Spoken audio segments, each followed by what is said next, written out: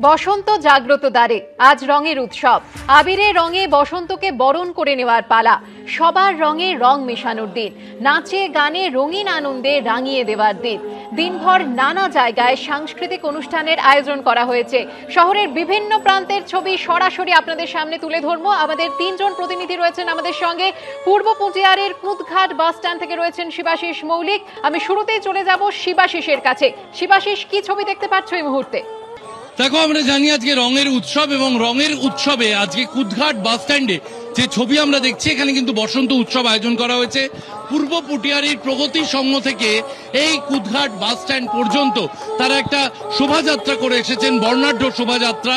এবং যে ছবি আমরা দেখতে পাচ্ছি তাতে কুদঘাট বাস স্ট্যান্ডে এখন কিন্তু একেবারে বসন্ত উৎসবে মেতেছেন। খোল কত্তাল নিয়ে যেমন একটা অংশ রয়েছে, গান চলছে, তেমনি একেবারে কচি কাচারা তারা শোভাযাত্রা করে এসে তারা কিন্তু এখানে নাচের তালে তালে তারা বসন্ত উৎসব পালন করছেন।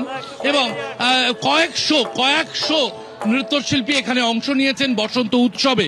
কুদঘাট বাস স্ট্যান্ডের রোজের যে ছবিটা দেখা যায়, অফিসের দিনগুলোতে যে ছবি দেখা যায়, বাস দাঁড়িয়ে রয়েছে, বাস যাত্রীরা দাঁড়িয়ে রয়েছে, বাস স্ট্যান্ডের ছবিটা কিন্তু আজ একদম আলাদা। বসন্ত উৎসব শুধু রং, নৃত্য, সঙ্গীত ইত্যাদিতে একেবারে সাংস্কৃতিক উৎসবে মেতে উঠেছে আজকে কুদঘাট বাস স্ট্যান্ড। রঙে রঙে রঙিন হয়ে উঠেছে এই ছবি। সেই ছবি দেখতে দেখতেই আপনাদের নিয়ে যাব গল্ফ ট্রেনে মনামি রায়ের কাছে। মনামি, আমরা দেখছি যে রবি ঠাকুরের সুরে কিন্তু চারিদিক মেতে উঠেছে, বসন্ত উৎসব শুরু হয়েছে। কি ছবি গল্ফ ট্রেনে? একদম, তুমি যেটা বললে যে রঙের উৎসব এবং রঙে মেতে উঠেছেন শহরের প্রত্যেকটা মানুষ, ঠিক সেইভাবেই গল্ফ ট্রেনের ছবিটাও কিন্তু একই রকম। রবি ঠাকুরের গানে এবং তার সাথেই একেবারে লাইভ গানের সাথে নাচ নৃত্যেরও কিন্তু পা মেলাচ্ছেন নানা শিল্পীরা, এবং সেই ছবি কিন্তু উঠে আসছে। এবং তার সাথেই চারদিকে কিন্তু রং খেলতেও ব্যস্ত এখানকার বাসিন্দারা, সেই ছবি দেখা যাচ্ছে। এবং প্রত্যেকবারের মতনই যেটা আমরা জানি যে 25 বছর ধরে এই অনুষ্ঠান হচ্ছে, এবং তার সাথেই এক টুকরো যেন শান্তিনিকেতন উঠে এসেছে এই কলকাতার বুকে। বিভিন্ন জায়গায় রং খেলা শুরু হয়েছে এবং অন্যান্য জায়গায় বসন্ত উৎসবের যে গান এবং নাচের অনুষ্ঠান তাও শুরু হয়ে গিয়েছে। 8 থেকে 80 সামিল হয়েছেন এই রঙের উৎসবে। সরাসরি চলে যাব ঐশী মুখোপাধ্যায়ের কাছে। ঐশী, শিব মন্দিরে কি কি অনুষ্ঠানের আয়োজন করা হয়েছে? দেখো সুপর্ণা, বসন্ত শুধু রং দিয়ে, পলাশ, শিমুল এগুলো দিয়ে বসন্ত শুধু প্রকৃতিকেই সাজায়নি, তার সঙ্গে এই দোল উৎসবে মানুষও কিন্তু রঙিন হয়ে উঠেছেন। এই মুহূর্তে দেখতে পাচ্ছ শিব মন্দিরের ছবিটা।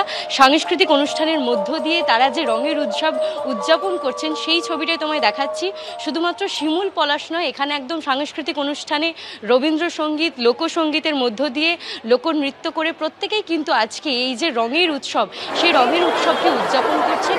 এবং তার সঙ্গে পরে দোল পূর্ণিমা লেগে যাবে। সেই দোল পূর্ণিমায় রাধা মাধবের যে আরাধনা, সেই আরাধনাও কিন্তু সাড়ম্বরে অনুষ্ঠিত হবে। এই মন্দিরেই কিন্তু পুজো হবে এবং তার আগে আবিরের রঙে সবাই রেঙে উঠছে। এবং তারই সঙ্গে সঙ্গে শুরু হচ্ছে এখানে সাংস্কৃতিক অনুষ্ঠান, গানের মধ্য দিয়ে, নাচের মধ্য দিয়ে।